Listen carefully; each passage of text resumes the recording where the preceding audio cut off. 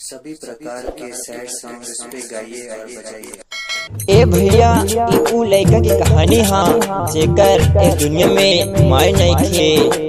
नवरात्र में दुर्गा माई आईली हाँ तो ओके लागल कि हमार माई आ गई, मगर 9 दिन बाद देवी माई अपना घर चल गई। तो रो रो के का कहता आई गाने के माध्यम से सुनी रहुआ। हर छीन लिहलो काहे तुम चारावाए माई लागे जे हलखना अपने घरवाए माई। छीन लिहलो काहे तू चारावाए माई लागे जे हलखना अपने घरवाए माई।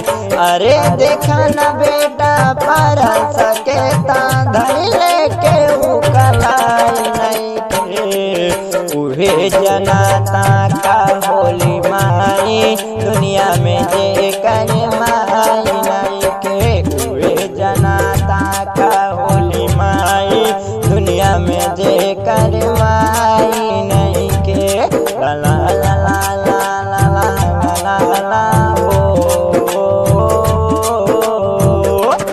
काहे न बोला तारू हो रो तार लाइका तब न अखिया खोला तारू हो। काहे न बोला तारू हो अरे 9 दिन खेलानी बाइट के जकरा कोरावा ओहो आजा पोछत गई के आँखिया के लोरावा। अरे 9 दिन खेलानी बाइट के जकरा कोरावा ओहो आजा पोछत नहीं के आँखिया के लोरावा।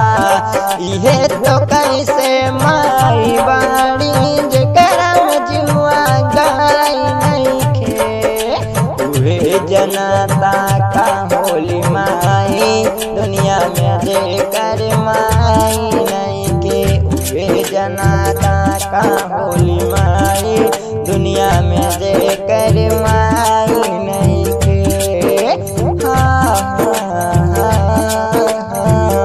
हटुआरा बन गईनी माई केहू न के दुनिया में हमार जान गईनी माँ। हटुआरा बन गईनी माई अरे ज्यादा पीछे तोहरा दौड़ाई भमाहू जात बाड़ू जहवा आई भमाहू। अरे ज्यादा पीछे तोहरा दौड़ब आई भमाहू जात बाड़ू जहवा आई भमाहू। अरे राहुल सतेंद्र खातिर दुनिया में भलाई नहीं के।